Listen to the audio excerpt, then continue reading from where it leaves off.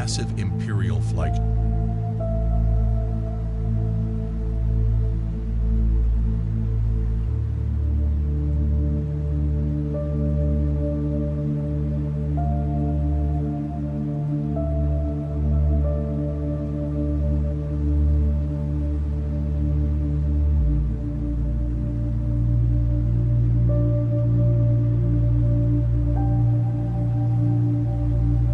The arena had gone silent in a way that made the silence itself feel dangerous. 900 cadets stood frozen in the observation rings of the Cothac's combat dome, and not one of them was breathing normally.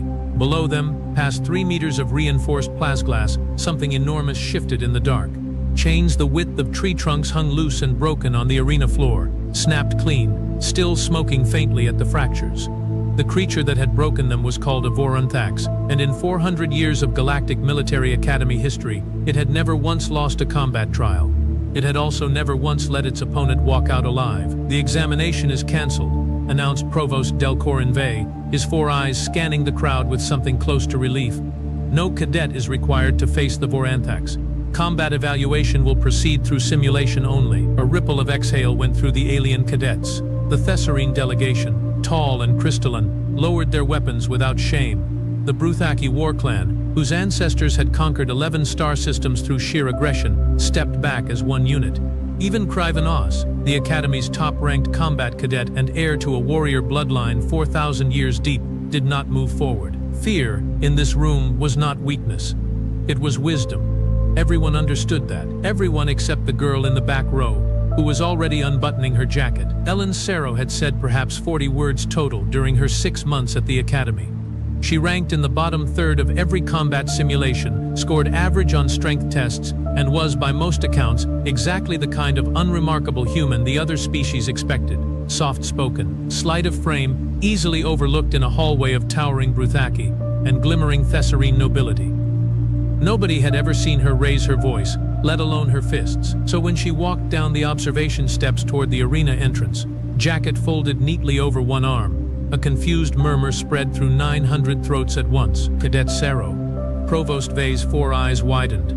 "The trial has been cancelled. You are not required." "I know," Ellen said. Her voice was quiet, but it carried. "I'd still like to go in." Laughter broke out first from the Bruthaki section, sharp and disbelieving.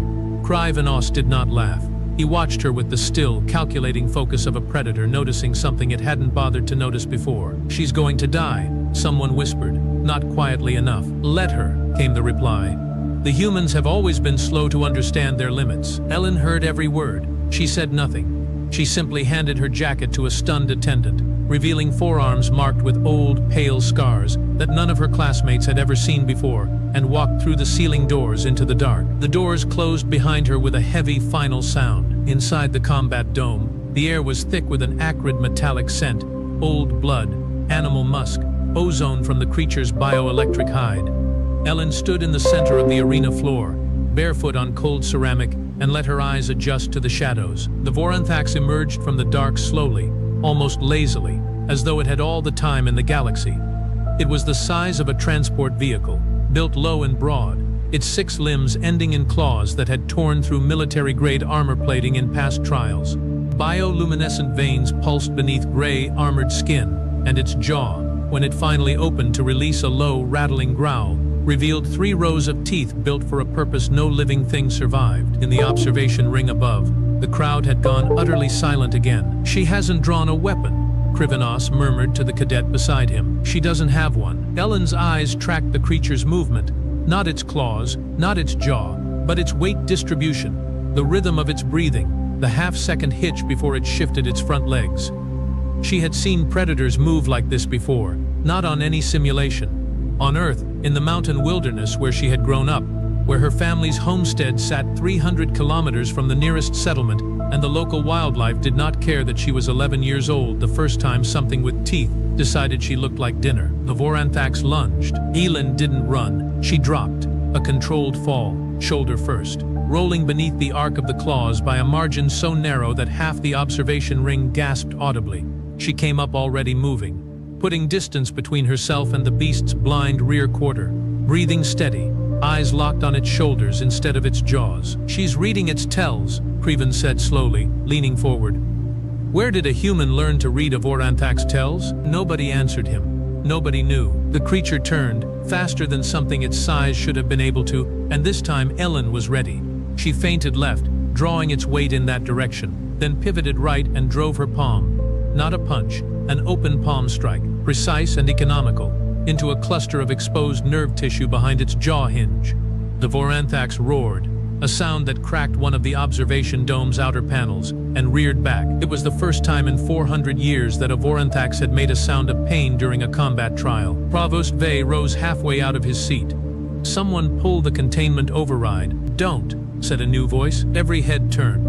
General Threx Kaldorian, retired war hero of the Bruthaki Empire and now a guest instructor at the Academy, had been sitting in the back of the observation ring the entire time, unnoticed and unremarked upon, exactly the way Ellen herself usually went unnoticed.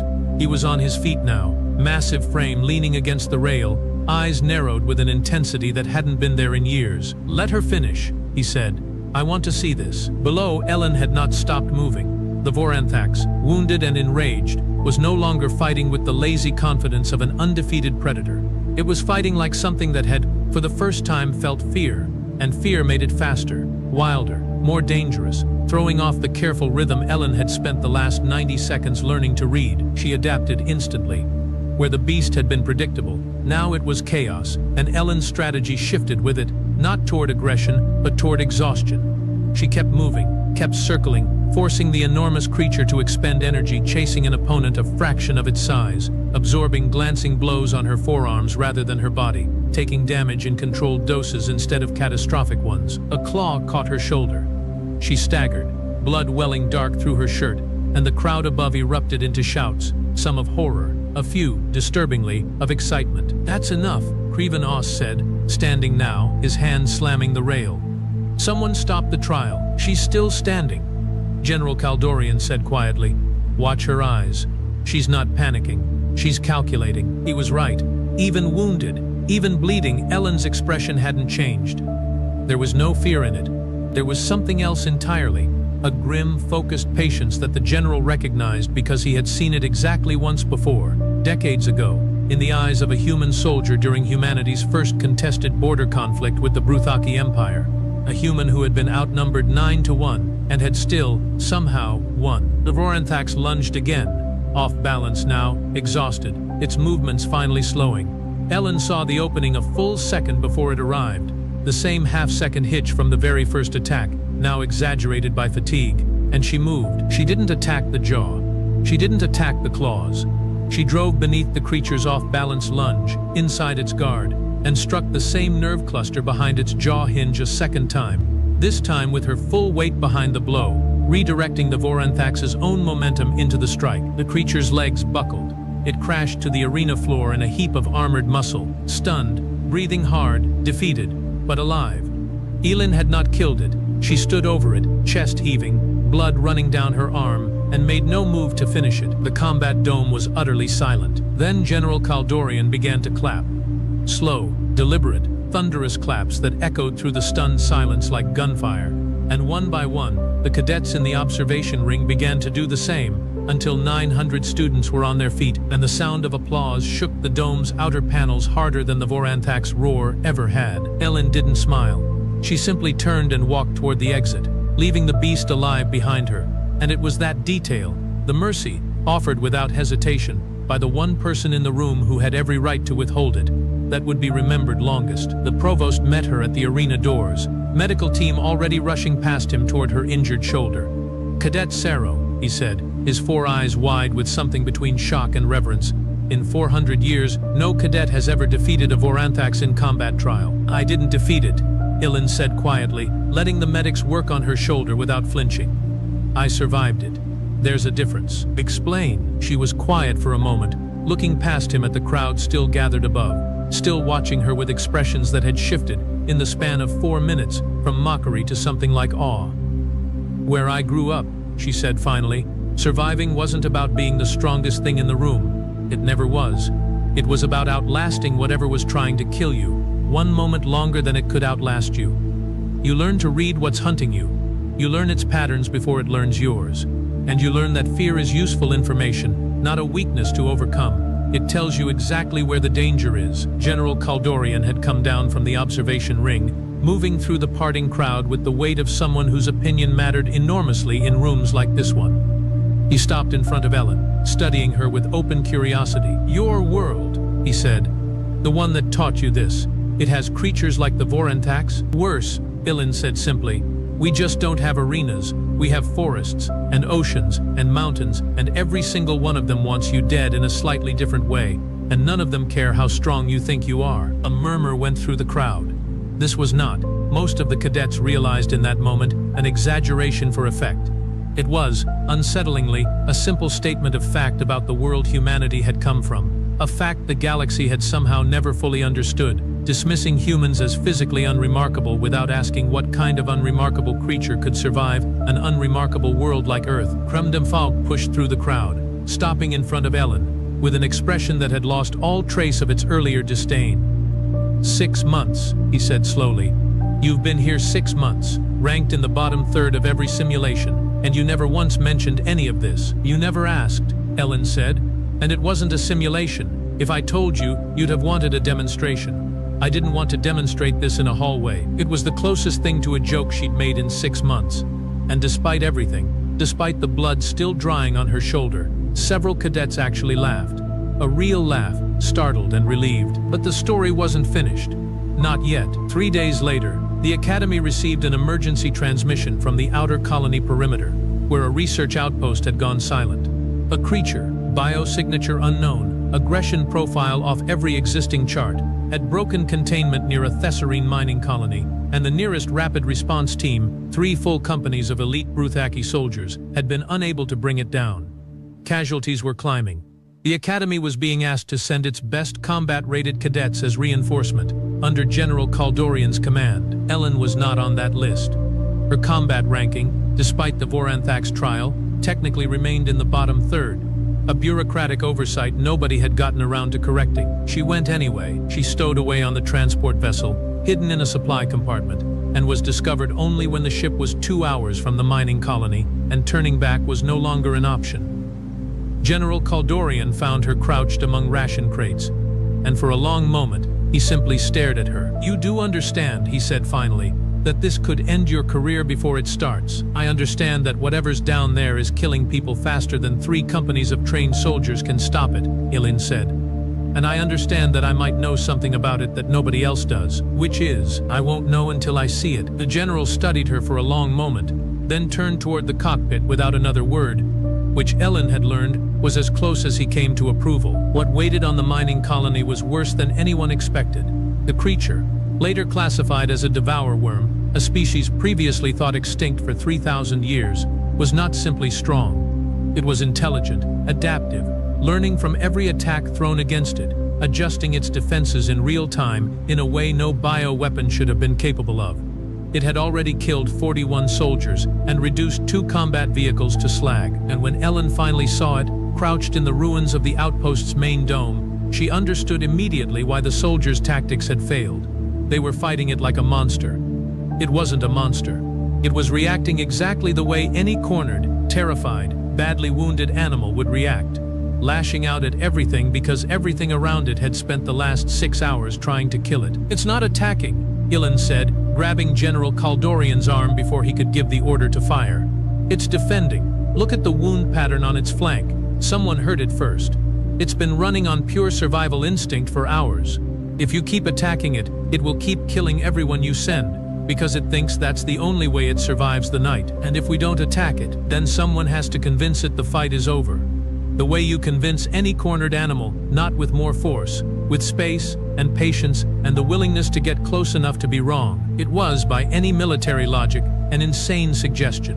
General Kaldorian gave the order to stand down anyway, because in 3 days, this quiet human girl had proven right about exactly the kind of thing everyone else in this galaxy had been wrong about for centuries. Elin walked toward the Devour Worm alone, unarmed, hands open, moving with the same slow, deliberate patience she'd used in the arena 3 days earlier.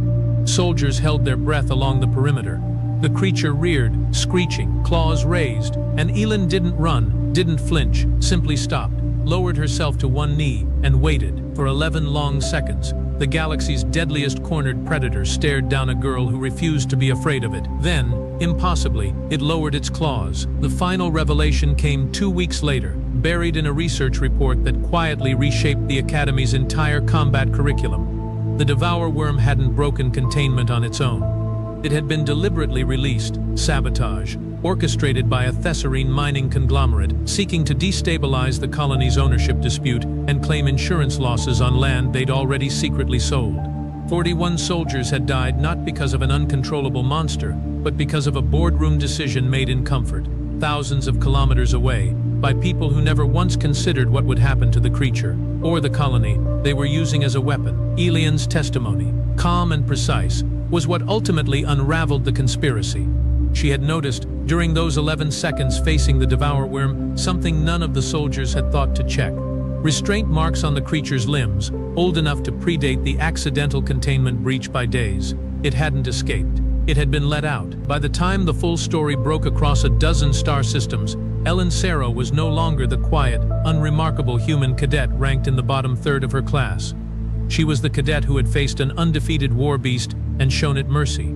The soldier who had walked unarmed toward a cornered predator and convinced an entire military company to lower their weapons instead of firing. The investigator whose patience had uncovered a corporate conspiracy that 3 companies of soldiers, in the heat of battle, had never had time to notice. On the day of the Academy's next combat evaluation, the observation ring was full again. But this time, when Ellen Sero walked toward the arena floor, nobody laughed. Krivenos, standing at the front of the crowd, was the first to speak. For what it's worth, he said, I don't think anyone here still believes humans are the weakest species in this galaxy. Ellen paused at the arena doors, glancing back at him with the faint, quiet, almost smile that had become, in 3 short weeks, the most talked about expression on the entire Academy campus. We were never the weakest, she said. We were just the ones nobody bothered to understand. There's a difference. Then she walked through the doors, into whatever waited next, unafraid. Not because she didn't feel fear, but because she had spent her entire life learning exactly what to do with it.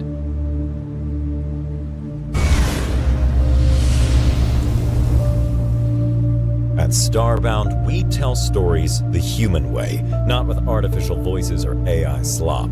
In the end, what's HFY without humanity? Subscribe to keep it this way. My name's Aurum. Let's begin. The Archon expected a plea for mercy. Alistair Finch had come to deliver an invoice. The air on the bridge of the Pax Imperia was sterile, scrubbed of personality by industrial-grade filters, leaving only the bass hum of the life support systems and the olfactory signature of absolute authority. A scent like cold, ionized air particles and polished metal. At the heart of this oppressive quiet stood Alistair Finch. He was flanked by a dozen Dorn Praetorians, living statues whose very stillness implied lethal potential. But he paid them no mind. His focus was entirely on the figure seated on the elevated command throne. Supreme Archon Castian of the Dorn Hegemony was a portrait of serene power. His long, pale face, framed by the severe cut of his dark hair, was a mask of placid control. His dark robes, woven with filaments that seemed to swallow the light, flowed around him like solidified shadow. Beside the throne, a gaunt aide named Kalis shifted his weight. His anxiety was a jarring, discordant note in the bridge's carefully orchestrated symphony of power. Archon, with respect, receiving him on the bridge is unorthodox, Kalis murmured, his voice a dry whisper that barely carried over the ambient hum. A secure sub-level chamber, as per containment procedure, would be more appropriate. Castian did not turn his head. His eyes remained fixed on the swirling nebula displayed on the main view screen. A faint, condescending smile touched his lips, a minute smile that Kalis knew was the equivalent of a contemptuous laugh. Precisely, Kalis. Let the child from the messy, loud little species see the very heart of the hegemony. Let him be surrounded by the instruments of our dominance. It will awe him into a more compliant posture. He looked at Alistair, the look of a biologist observing a peculiar new insect, interesting for its novelty, but ultimately insignificant. Alistair Finch met that gaze.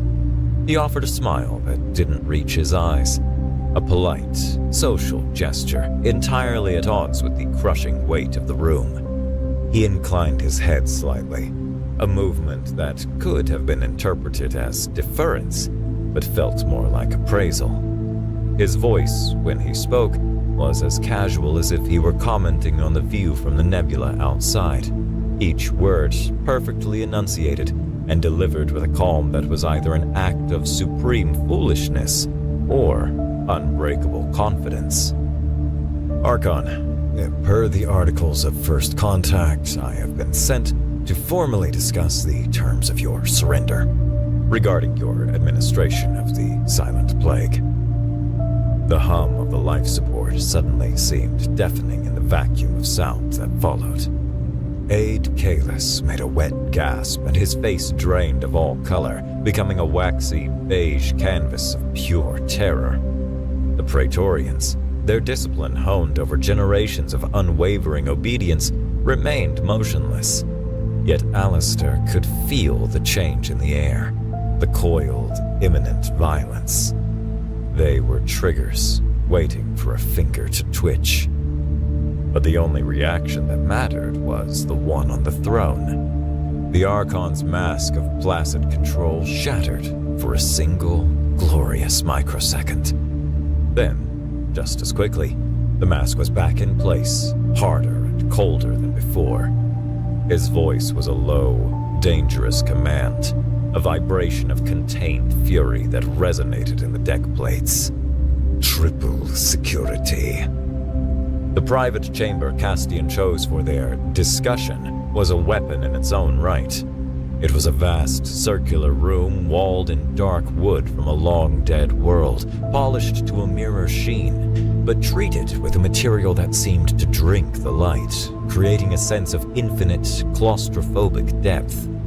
Alistair, meanwhile, had been directed to a single, brutally uncomfortable chair in the center of the room, its design clearly intended to foster unease. He remained standing, hands clasped casually behind his back. 6 Praetorians now stood guard, 3 on either side of the only door, their presence turning the opulent room into a cage. The Silent Plague, Castian said, his voice once again as smooth as poisoned silk. He turned slowly, a look of profound disappointment etched onto his features. A rather dramatic turn of phrase. You humans have a flair for the theatrical, but your species has been on the galactic stage for, what, a century? You are children, playing with concepts that lie far beyond your species' grasp. We grasp data, Archon, Alistair replied, his tone still maddeningly level.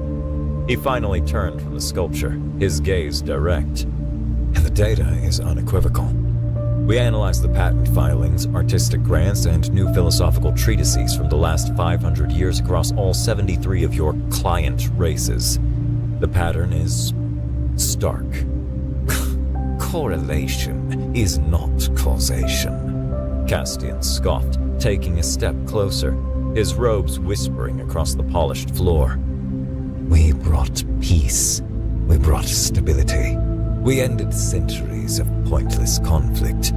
Is it so surprising that in a society free from the terror of war, the frantic, desperate squabbling for innovation would mellow? It didn't mellow, Archon. It flatlined, Alistair said, his voice hardening almost imperceptibly.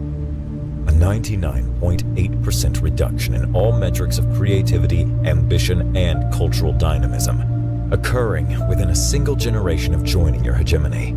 Lobotomized.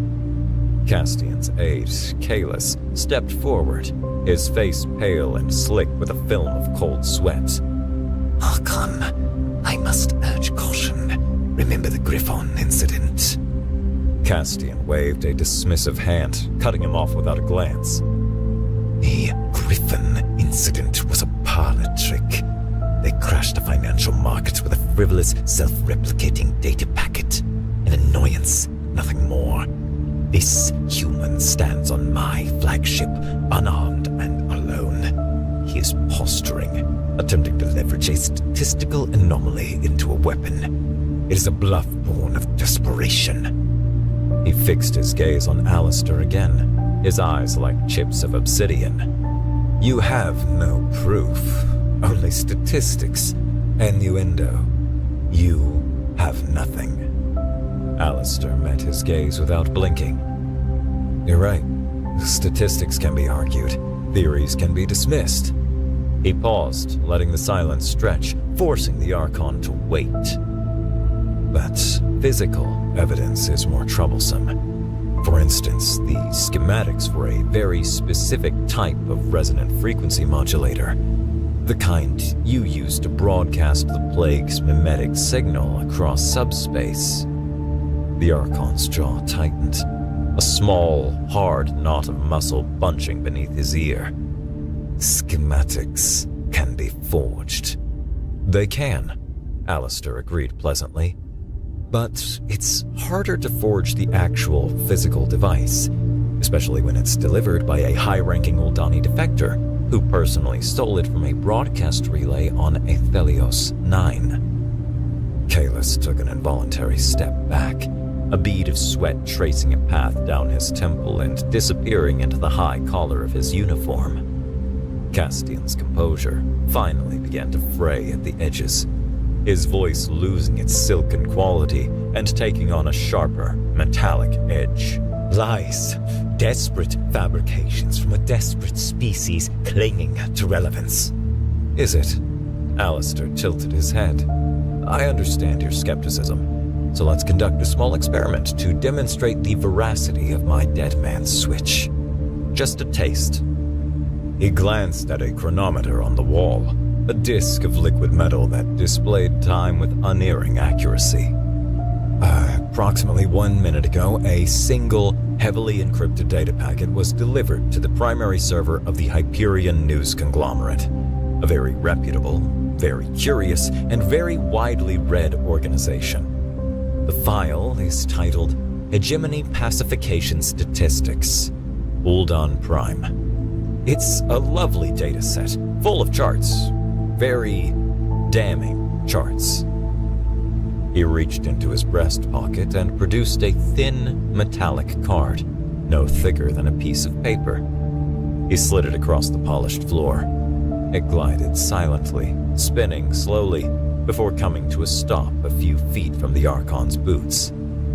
That is the decryption key, Alistair said.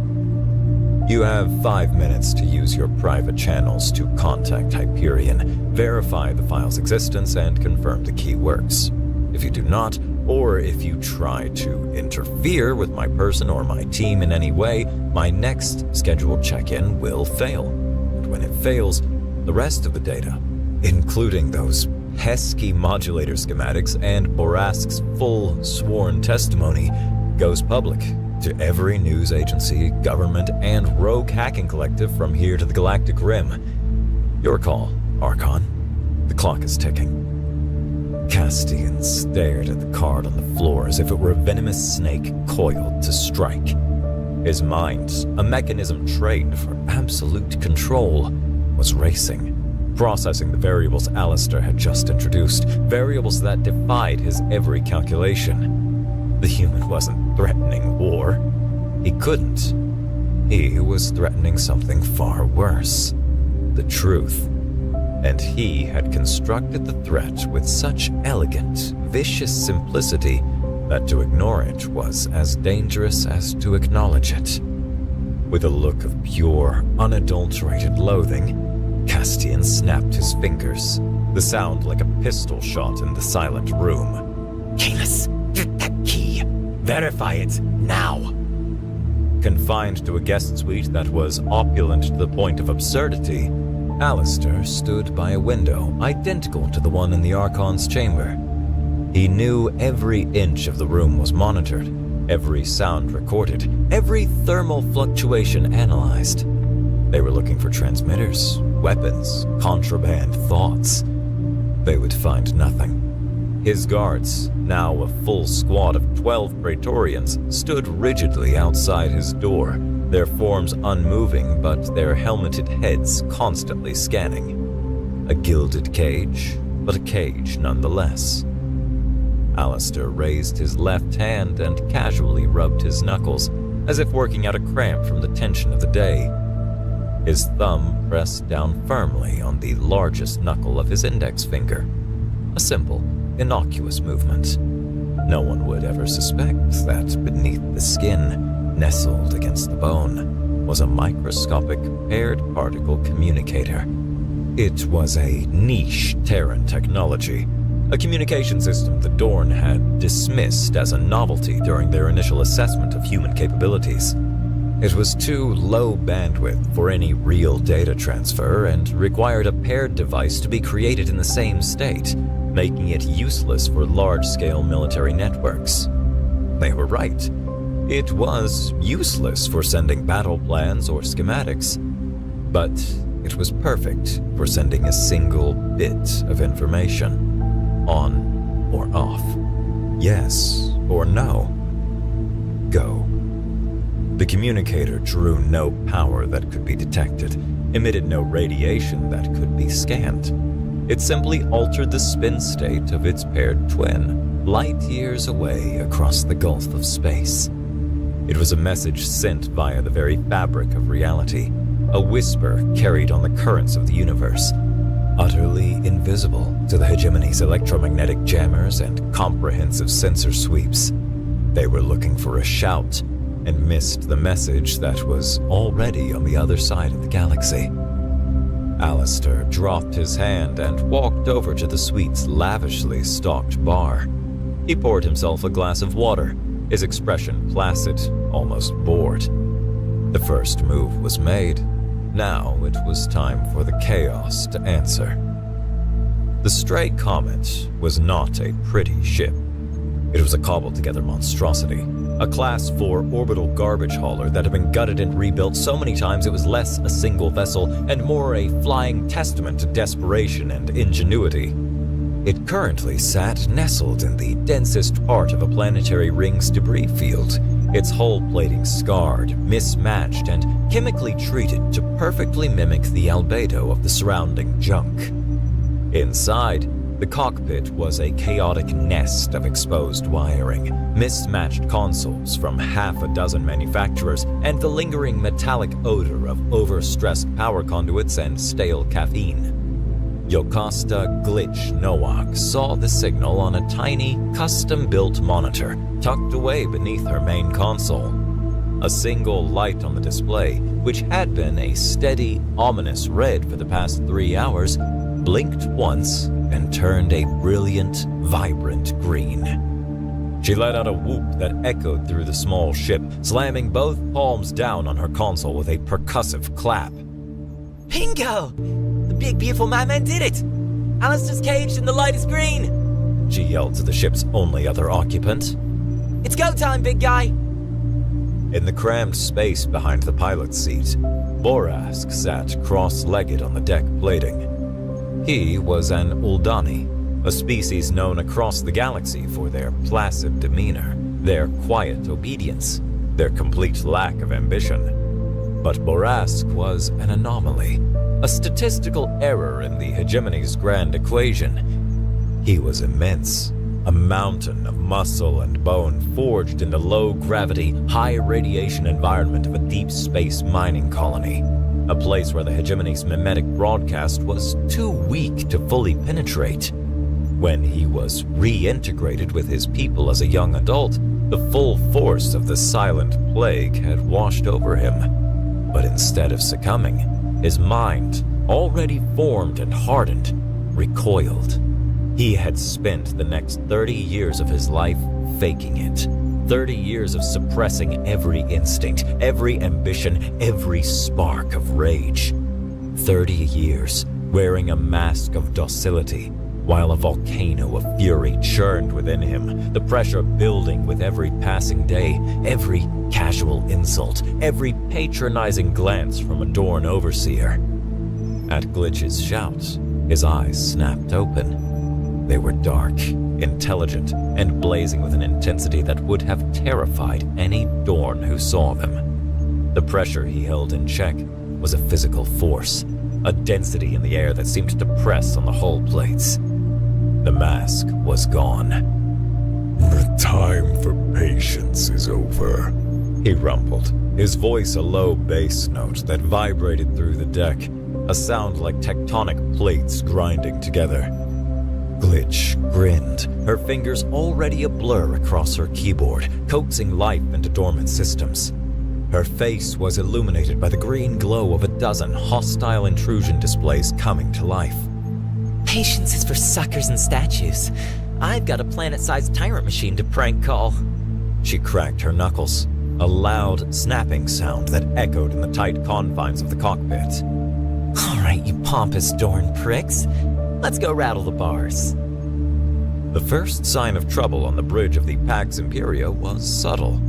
The main chronometer, a symbol of Dorn discipline, flickered. For the barest fraction of a second, it displayed the time as it would be 3 days from now. Then it snapped back. The officer on duty noted it, filed a low-priority diagnostic request, and thought nothing more of it. That was Glitch's polite cough before kicking down the door. Then she kicked. A brute force assault would have been clumsy, a battering ram against a fortress. Her attack was a toxin introduced into the ship's bloodstream. She didn't try to break the ship's primary firewall. Instead, she slipped in through the neglected, low-security network that managed the crew's personal amenities. She'd found the vulnerability weeks ago, hidden in the ordering system for the officers' mess hall. Apparently, no one had ever considered the catastrophic potential of a weaponized appetizer menu. From that tiny foothold, she swarmed through the ship's secondary systems like a virus. She desynchronized the internal chronometers by microseconds at first, then by entire seconds. Alarms for shift changes rang at random intervals, sowing confusion and irritation. An officer would glance at his datapad, see it was time for his duty cycle, and arrive on the bridge to find the person he was relieving insisting he was an hour early, leading to quiet, simmering arguments that chipped away at the ship's rigid order. Logistical schedules for cargo and maintenance became gibberish.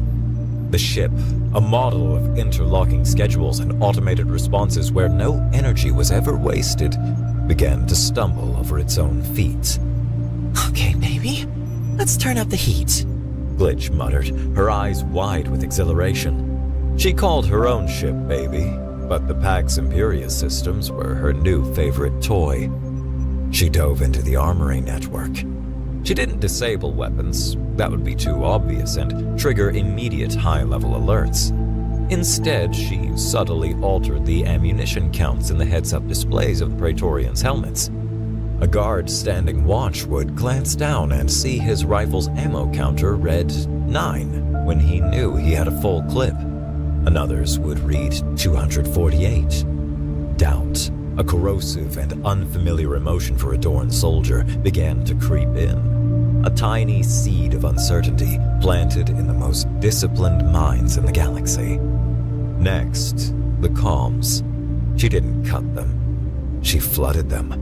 Tactical channels, normally reserved for clipped, precise orders, filled with a chaotic cacophony. Snippets of ancient Terran opera, the frantic hollering of auctioneers from a forgotten market world, the screeching mating call of a glyptodon, and, for good measure, the same cheerful, idiotic vid clip of a feline playing a keyboard that had crashed the Hegemony Stock Exchange. Its maddeningly simple tune a counterpoint to the growing panic. On the bridge, Archon Castian watched his world descend into chaos. "Report!" he snarled, his voice cutting through a sudden deafening blast of jaunty sea shanties. Comms are compromised, Archon! An officer shouted, his hands flying over his console in a desperate attempt to regain control. Navigational systems are fluctuating. The armory is reporting phantom weapons discharged across half the ship. Castian's gaze snapped to the main holographic map.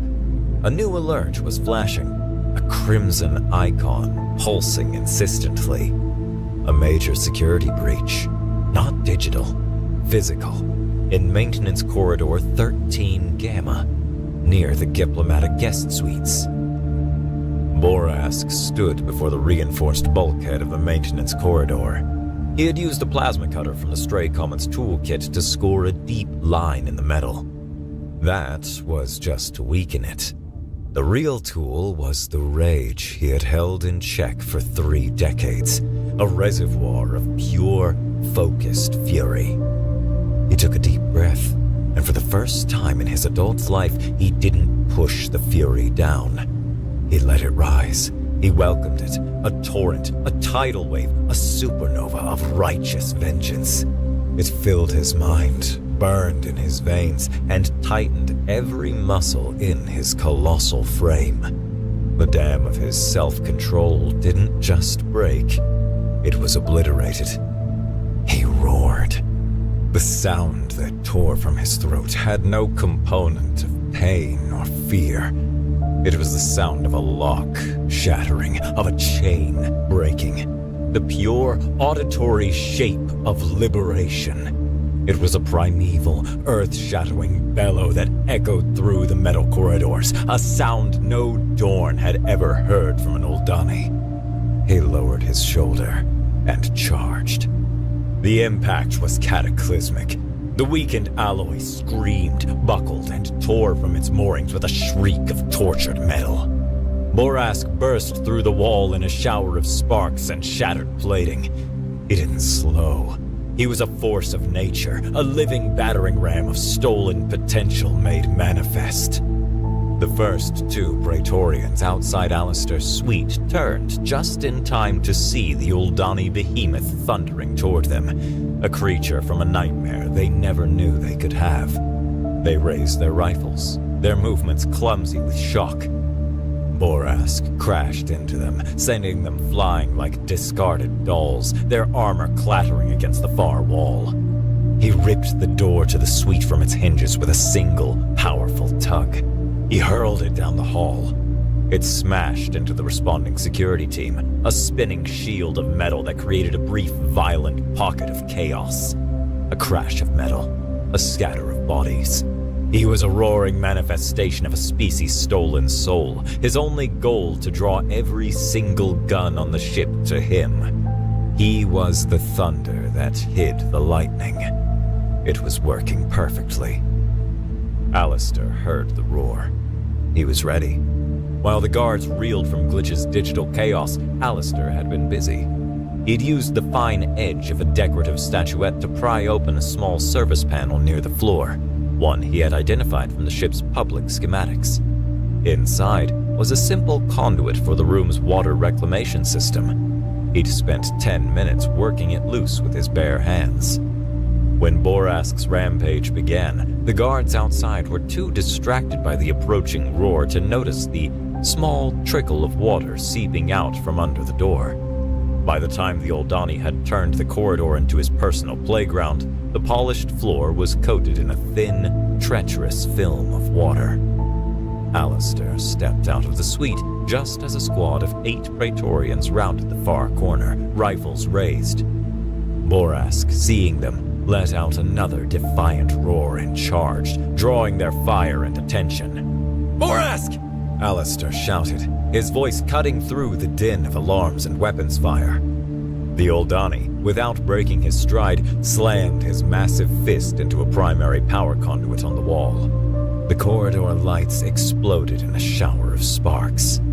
Darkness fell, punctuated only by the frantic muzzle-flashing strobes of Praetorian rifles. In that first moment of blindness, the lead guard slipped on the wet floor.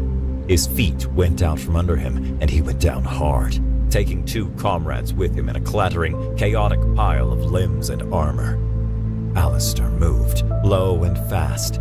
His simple, leather-soled shoes found purpose where their heavy, magnetized boots slid and skidded on the slick surface. He sprinted past the flailing, disoriented guards, a ghost in the chaos. He reached Borask's side as the Uldani bodily threw a Praetorian into the ceiling with enough force to dent the metal plating. Auxiliary hangar, Bay 3! Alistair yelled over the din. Glitch is on her way! Borask grunted, a sound of grim satisfaction. He grabbed a rifle from a fallen guard, not to fire, but to use as a massive club, swinging it in a wide arc that cleared a path through the confused soldiers. The giant warrior carved a path of destruction, while the calm humans slipped through the gaps he created. They fought their way through a ship that was actively fighting itself, past flashing emergency lights and against soldiers who couldn't trust their own equipment or even the ground beneath their feet. They rounded a final corner and saw it, the hangar bay. The huge inner blast door was already halfway closed, a descending wall of steel. She's cutting it close! Alistair yelled. She times things perfectly. Borask boomed back. Through the closing gap, they saw the stray comet screaming in, its scarred hull glowing from atmospheric friction. Its forward-facing cannons, usually used for vaporizing space debris, opened up, stitching plasma bolts across the hangar floor and forcing Dorn pursuit teams to dive for cover behind equipment and stacked crates. The ship didn't land. It swooped, its rear loading ramp slamming down onto the deck with a deafening clang that echoed through the cavernous space. Move it, slowpokes! Glitch's voice shrieked over the ship's external speakers, amplified to a painful degree. I've got bogeys on my 6 and my baby's got an itch! They sprinted up the ramp. Borask turned at the top, swinging the rifle like a baseball bat, knocking one last, determined Praetorian back into the hangar. They leaped into the cargo bay just as the ramp began to retract. The blast doors slammed shut with a final, echoing boom, sealing them in darkness and the rumbling thunder of the ship's engines. A trio of Dorn Talon-class fighters, sleek and deadly as sharks, swarmed into view, their engines flaring. The stray comet bucked violently as a plasma shock glanced off its port stabilizer, sending a shower of sparks past the cockpit viewport. Hold on to your butts! Glitch yelled over the internal comm. She threw the ship into a gut-wrenching dive, pulling G's that made Alistair's vision tunnel and his stomach try to climb into his throat. They plunged directly toward the mottled blue and gray sphere of Athelos, the Dorn capital world. The fighters followed, sleek predators chasing a wounded, ugly duckling into the dense, unforgiving atmosphere. Structural integrity at 70%! Port thruster is slag! We're leaking plasma like a bad curry! Glitch shouted, her hands a blur on the controls, fighting the ship's death rattle. The stray comet shuddered and groaned, a symphony of protesting metal as it tore through the upper atmosphere of Athelos, trailing a long plume of smoke and fire. On the holographic map, the 3 red icons of the Talon fighters were stuck to them like glue. Can you lose them? Alistair asked, his voice strained as he braced himself against the bulkhead, the vibrations threatening to shake his teeth loose. Lose them? Alistair, I could lose my own shadow in a dark room. Glitch retorted, yanking the control yoke hard to the left. The ship screeched in protest. But these guys are persistent and my baby is hurt. I need to put her down before she falls apart. A guided crash, then, Borask stated, his deep voice preternaturally calm. He was wedged into a corner of the cockpit, an immovable mountain against the violent shuddering of the ship. Guided is a strong word, Glitch muttered, her eyes scanning the sprawling cityscape rapidly approaching below. Let's call it a high-velocity, gravity-assisted landing, aiming for the Undercity, Sector 9. More structural and electronic interference down there, harder to get a clean sensor lock. The world outside the viewport transformed from the black of space to a fiery orange, then to a swirling gray soup of industrial pollution. They burst through the cloud layer, and the capital city of Athelos sprawled beneath them, Soaring spires of white and silver, interconnected by graceful sky bridges, a testament to a sterile, ordered vision of civilization. But that wasn't where they were going. Glitch pushed the ship's nose down, diving past the gleaming topside into the perpetual twilight below. The architecture grew denser, darker, more utilitarian. Pristine white gave way to tarnished bronze and stained duracrete. The light from the sky was choked off, replaced by the flickering, garish glow of holographic neon signs advertising products and services no one in the sunlit world above ever saw. This was the Undercity, the grimy, functional bowels of the metropolis. They were still a meteor of junk metal screaming toward the ground. Glitch found what she was looking for, a wide, abandoned maglev freight canal, choked with mountains of refuse and slick with a constant, drizzling rain. All right, baby. Time for your nap.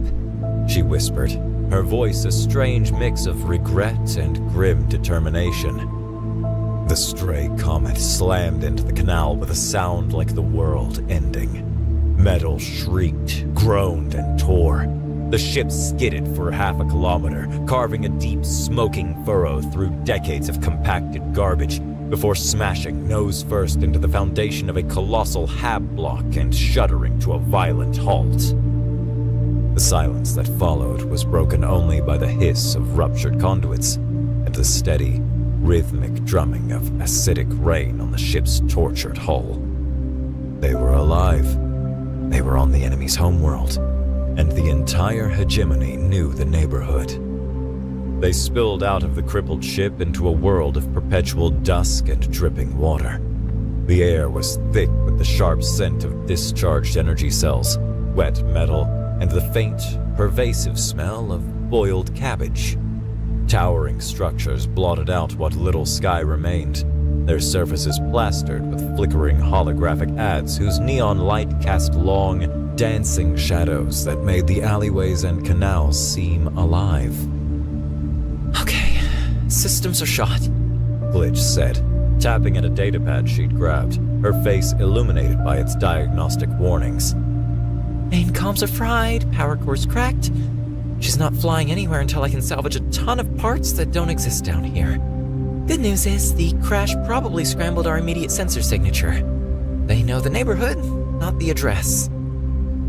That gives us a window, Alistair said, his eyes scanning their surroundings, cataloging exits, cover, and potential threats. But a small one. Castian will cordon off this sector and sweep it block by block with thousands of troops. We need to move. Move where? Glitch asked, gesturing at the oppressive, labyrinthine cityscape. We're in the belly of the beast, and the beast has indigestion. To the heart, Alistair answered. The Central Command Core for the Silent Plague is here, on Aethelos. Broadcasting a signal of that magnitude requires a massive power source and a physical anchor. They wouldn't trust it to an off-world location. It has to be here. Borask, who had been silently observing the towering buildings with an unnerving stillness, pointed a thick finger toward the darkest, most imposing spire in the distance. A black needle of a building that pierced the lower clouds, its peak lost in the smog. There, the Omni-Nexus, central hub for all planetary communications and energy distribution. If a core exists, it would be there. He's right, Glitch said, pulling up a stolen schematic on her datapad. Most secure facility on the planet. The Foundation goes down 30 levels. The lower levels are classified. No data available. That's our spot.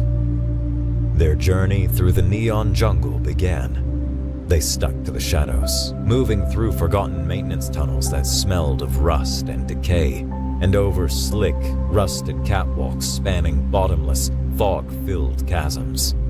They were making good time until they rounded a corner and walked straight into Hegemony Patrol.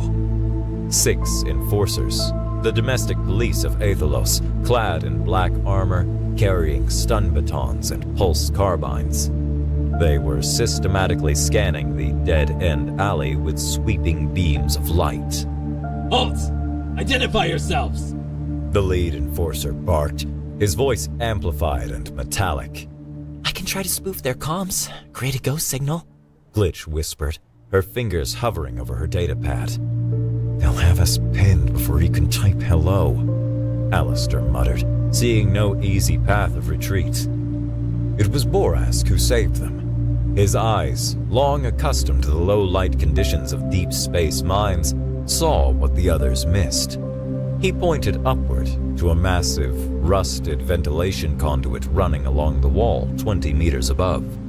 A thick support strut holding it in place was corroded almost to the point of failure, streaks of rust bleeding down the wall. The strut, He rumbled. the sonic resonance from their carbines. The structural integrity is compromised. Alistair understood instantly. It wasn't a plan of attack. It was escape, wrapped in chaos. Glitch, on my mark, hit the lights on that noodle sign across the way, he ordered. Borask, you're the cue. Borask nodded in a slow, deliberate movement. He stepped out from behind cover and into the Enforcer's searchlights, raising his hands in a gesture of surrender. The lead Enforcer stepped forward, his carbine leveled at Borask's massive chest. On your knees, Aldani! Borask simply stared, his face a perfect mask of Uldani docility. But his eyes burned with an intensity so alien on one of his species that it gave the Enforcer a moment's pause.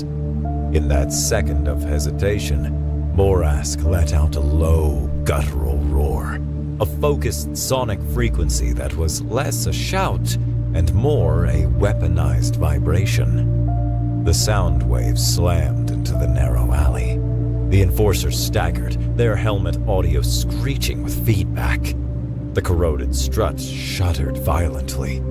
A crack appeared, spreading across the rusted metal like a lightning bolt. Now! Alistair yelled. Glitch hit the switch.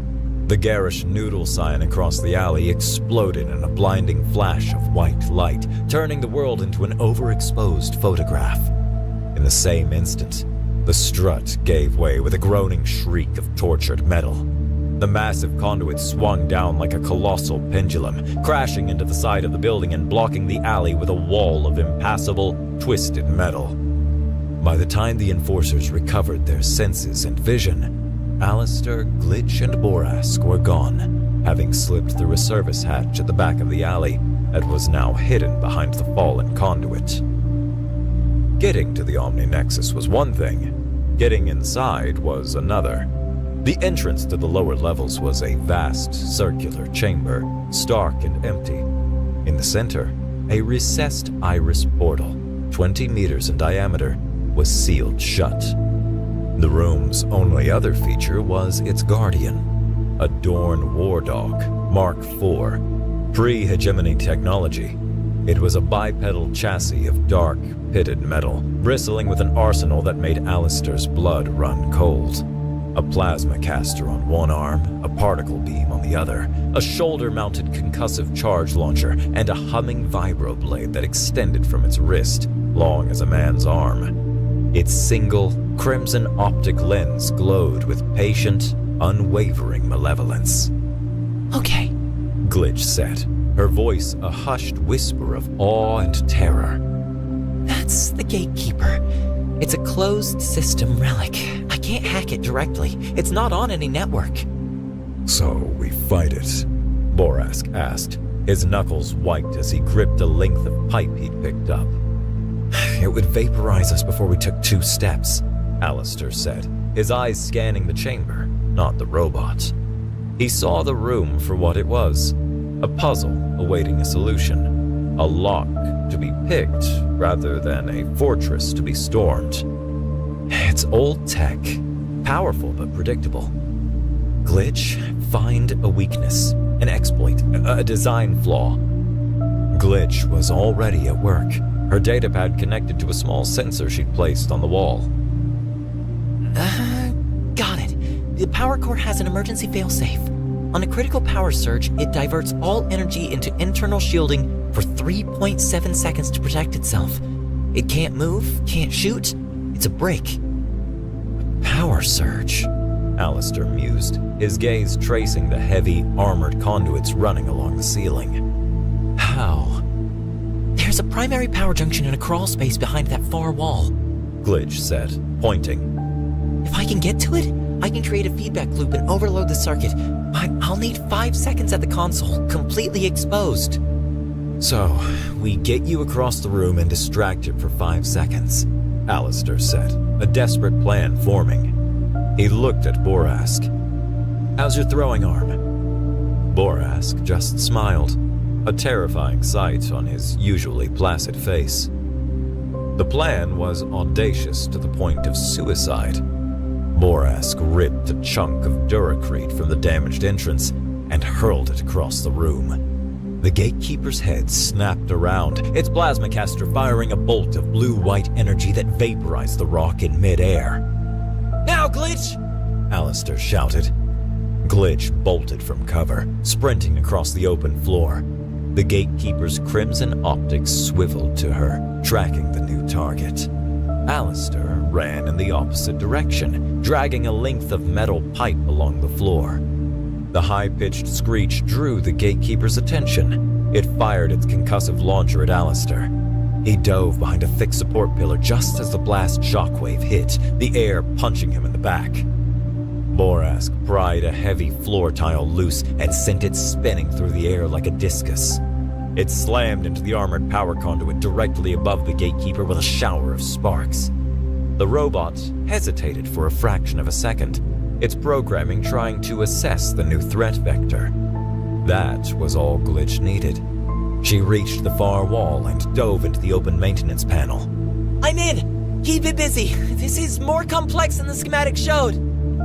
Borask met the gatekeeper's charge, using heavy floor tiles as improvised shields, heaving them with incredible force to keep the machine off balance. Alistair played cat and mouse among the support pillars, a deadly ballet of distraction, always staying just out of the line of fire. Almost there! Glitch yelled from the panel, her voice strained. Get ready to hit it with something big! Something really big! Borask! The pillar! Alistair yelled, pointing to the one he'd been hiding behind, which now showed a network of hairline fractures from the concussive blast. Borask understood. He roared, drawing the gatekeeper's full attention, and lured the robot toward the center of the room, positioning it directly in the pillar's fall line. Now, Glitch! Hit it! Surge in 5, 4, 3, 2, 1, surge!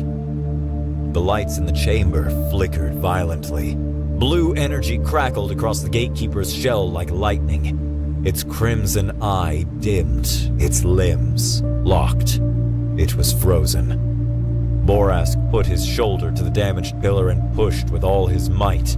The Duracrete groaned, then cracked, and with a final, deafening roar of protest, the massive pillar toppled, crashing down onto the frozen gatekeeper with a monumental boom. The robot collapsed under the immense weight, its metal frame buckling and shattering. Its crimson eye went dark for good.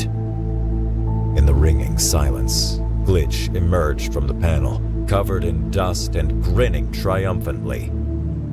Well, that's one way to open a door. She slammed her palm on a now unlocked panel beside the giant iris. With a deep grinding sound that vibrated through their bones, the massive iris on the floor began to open, revealing a dark shaft leading down into the heart of the lie. They descended into a chamber that defied scale. A vast spherical space, and in its center, suspended by beams of pure energy, was the device. It wasn't Dorn. It was older, alien, a pulsating heart of strange, non-Euclidean material the size of a small moon. It pulsed with a soft gray light, a rhythm that seemed to echo in the back of the mind, a silent, subliminal whisper urging calm, compliance, acceptance. This was the source. My God. Glitch's datapad screamed with energy readings it couldn't classify. The energy readings. This thing is ancient. They didn't build it, they found it. As they stepped onto the central platform that extended toward the core, the air shimmered. A life-sized hologram of Archon Castian flickered into existence before them.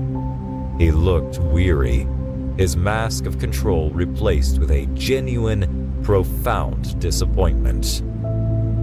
Alistair Finch, He said, his voice echoing in the vast chamber. I underestimated your species' capacity for sheer nihilistic chaos.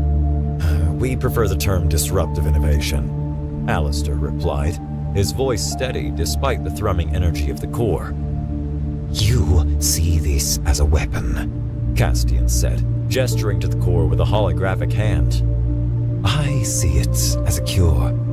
Before the hegemony, before we found this gift, this galaxy was a screaming vortex of war, genocide, and ambition run rampant.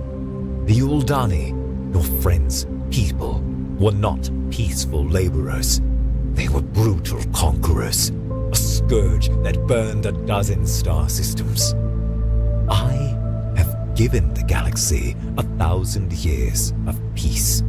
I have saved trillions of lives from the fire of their own nature. You are about to unleash that fire again, a fire you cannot control. You will be remembered not as a liberator, but as the man who plunged the galaxy back into a dark age. Borask flinched, a tremor running through his massive frame. The history, the deep, shameful history of his people, was true. The hegemony had offered a terrible, insidious solution. It's not my legacy to accept, Alistair said calmly. And it's not your peace to give. It's their choice, all of them. Glitch, shut it down. Glitch nodded, her face grim and set, and began interfacing with the core's ancient, alien control system. A pity, Castian said, and a cold, chilling smile touched his lips. I had hoped you were reasonable.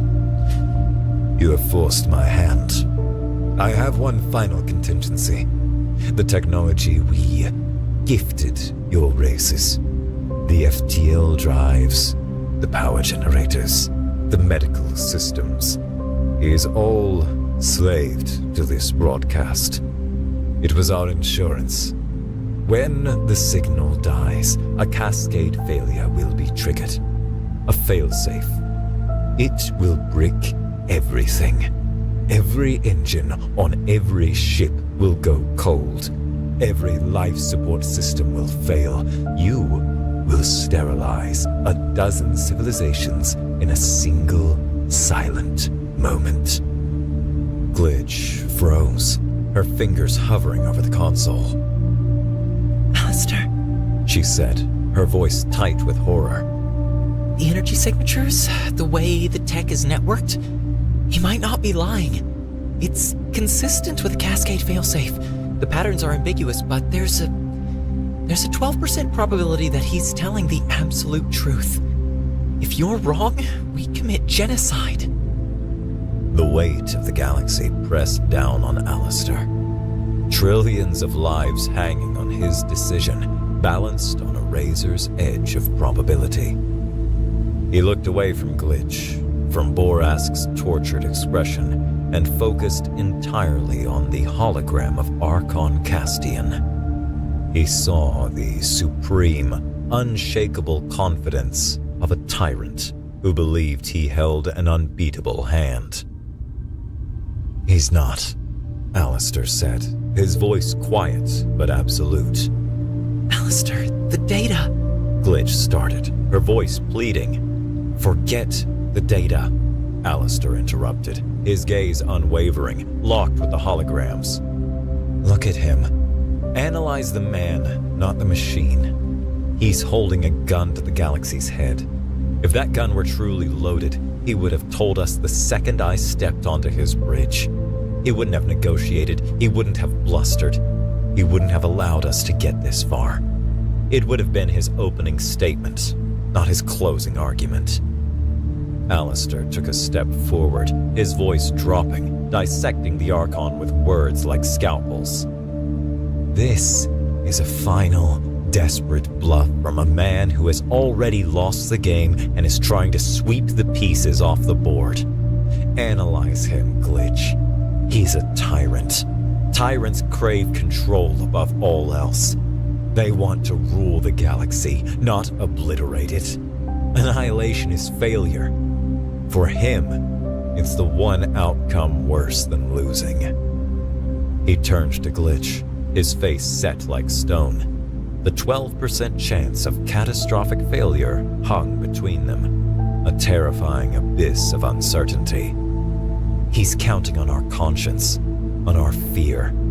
Don't give him the satisfaction. Shut it down. With a final, decisive tap, Glitch initiated the shutdown sequence. A low, resonant hum filled the chamber, rising in pitch until it was a physical pain.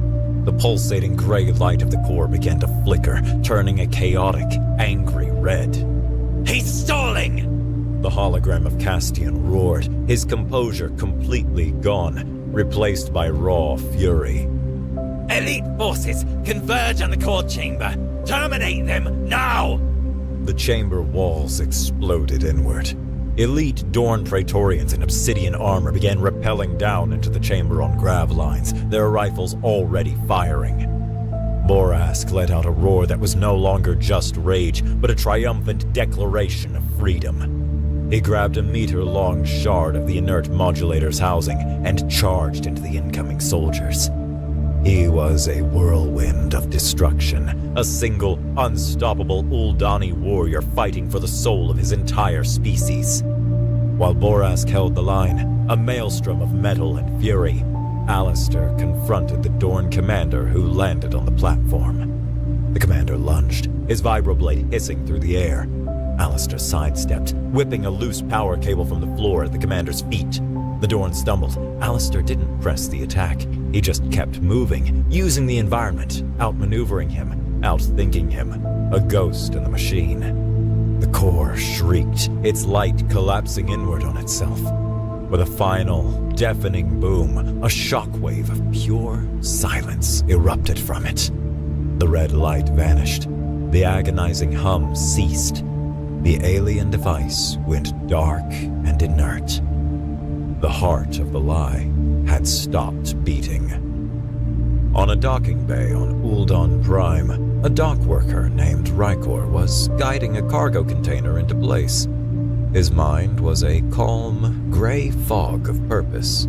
He felt a quiet satisfaction in a job done correctly, just as the Dorn overseer on the gantry above expected. And then, the fog vanished. It was a sudden, horrifying vertigo of the soul. The gray, comfortable, placid world in his head shattered, replaced by an explosion of sharp, painful, terrifyingly bright colors. 40 years of suppressed ambition, of forgotten dreams, of buried thoughts flooded his consciousness. Decades of resentment he never knew he had surged to the surface. He gasped, not in pain, but in profound, agonizing shock. The awakening was no sickness of the body. It was a revelation, an ignition of the spirit.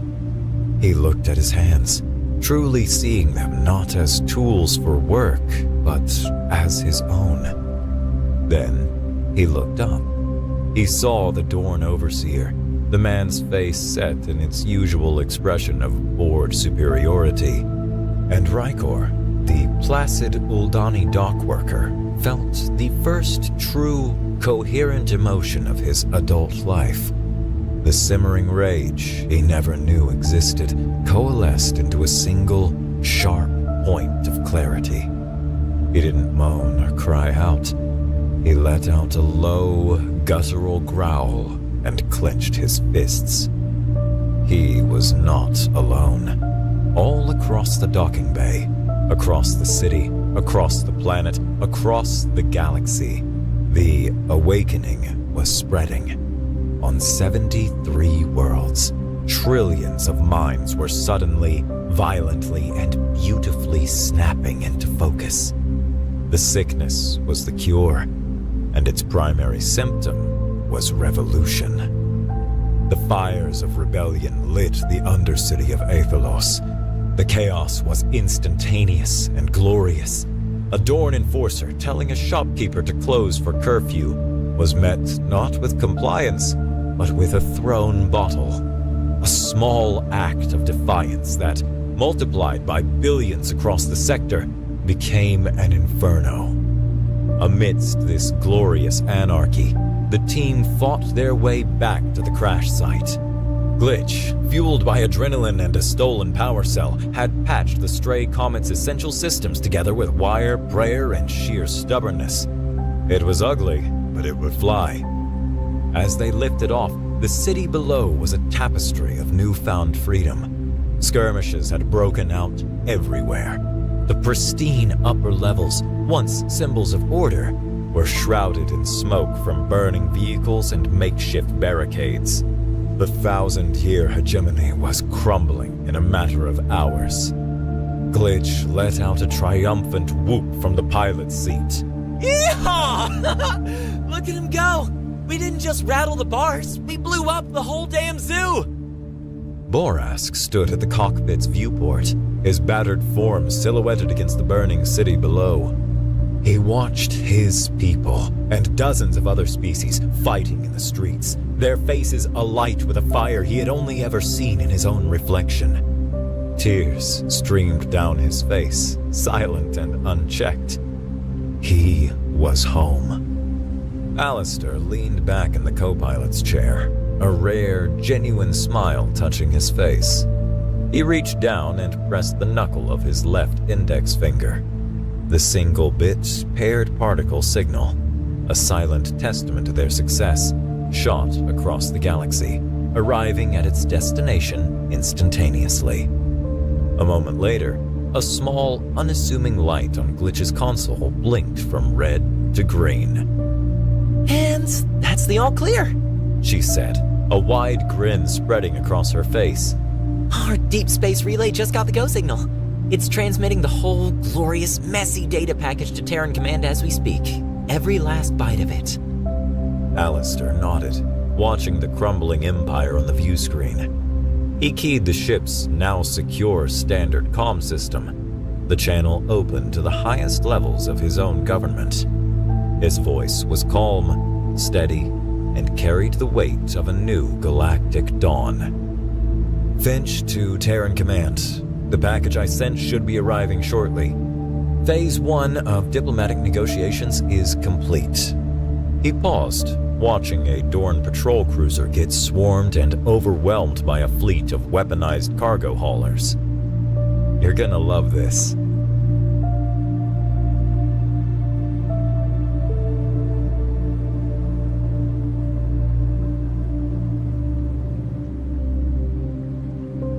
The Galactic Empire's recruitment broadcast echoed across the stars, transmitted through every known communication channel. It was not an invitation, but a challenge. The message began with a chilling statistic. This task has a 99.9% fatality rate. Success will bring wealth, honor, and eternal recognition within the Empire. Failure ensures death. The words hung heavily, underscored by visuals of smoldering alien landscapes, shattered vessels, and the skeletal remains of those who had come before. The Empire's finest warriors, it claimed, had tried and failed. They needed something more, someone reckless or brilliant enough to succeed. On Earth, the response was immediate and unanimous. While alien species across the galaxy recoiled in horror at the challenge, humanity leaned in, intrigued.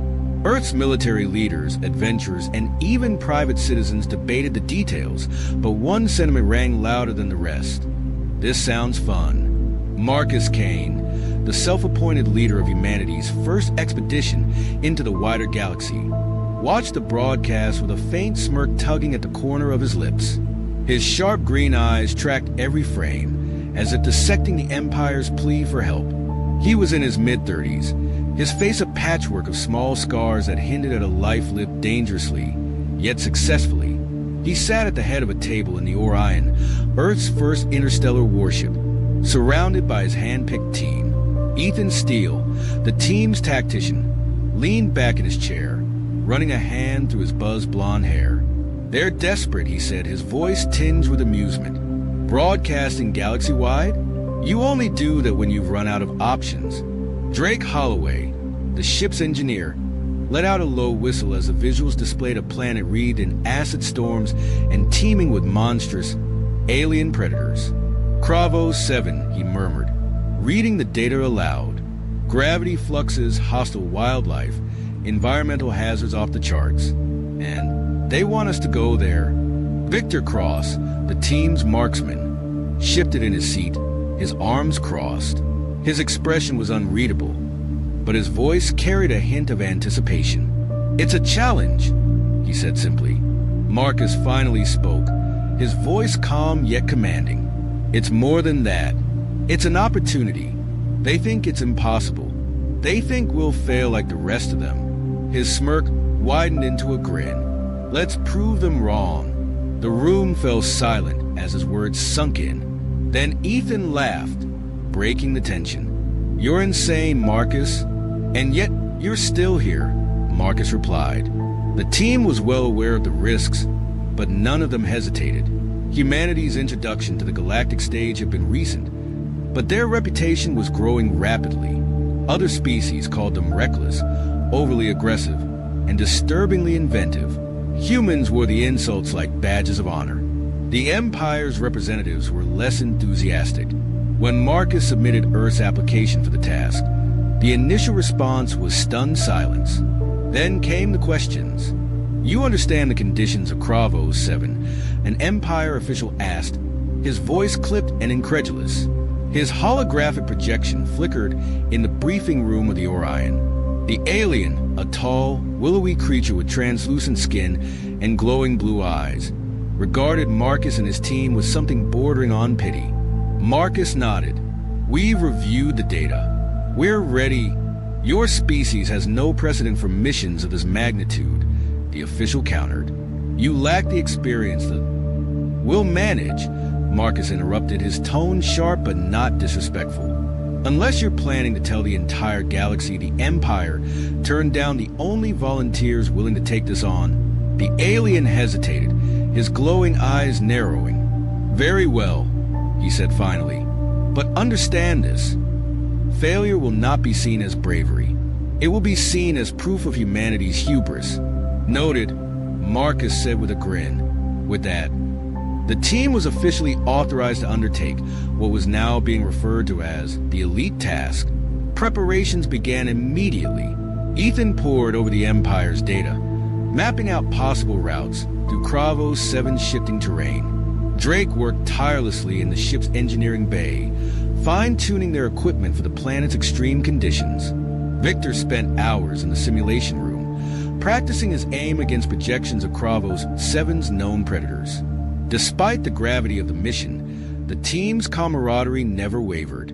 In the mess hall one evening, Drake voiced what they were all thinking. "You realize they're betting on us dying, right?" Marcus shrugged. "Let them. It'll make success that much sweeter." Victor smirked. "They'll probably write it off as a fluke." "They can call it whatever they want," Ethan said, raising a glass. "As long as we walk away alive." When the day of departure arrived, the Empire arranged a small ceremony to mark the occasion. It was more of a formality than a celebration. No one expected the humans to return. Marcus stood at the forefront, his team behind him, as the Empire's ambassador addressed the gathered crowd. "Today," the ambassador began, "we witness an act of bravery, or perhaps folly, unlike any we have seen before. The human species, new to our galactic community, has volunteered for a task that has defeated even the most seasoned among us. While their optimism is commendable, let us temper it with realism. The odds are not in their favor. Marcus stepped forward, cutting the speech short. "Thank you for the vote of confidence," he said, his voice dripping with sarcasm. He glanced back at his team, then out at the crowd. "We'll see when we get back." The ambassador bristled, but Marcus didn't care. He had no interest in speeches or ceremonies. This was about the mission, and about proving humanity's worth to the galaxy. As the Orion lifted off, leaving the Empire's capital behind, Marcus felt a surge of anticipation. This wasn't just about survival. It was about making a statement. "Set course for Kravos 7, he ordered, his voice steady. Ethan punched in the coordinates, the hum of the engines rising as the ship prepared for hyperspace. "Everyone ready?" Marcus asked, glancing around the bridge. Drake grinned. "Born ready." Victor nodded silently, checking his weapon one last time. Ethan smirked. "Let's show them what humans can do." As the Orion jumped to light speed, Marcus leaned back in his chair, his expression one of quiet determination. He knew the risks, he knew the odds, but he also knew one simple truth. Humans thrived where others faltered, and this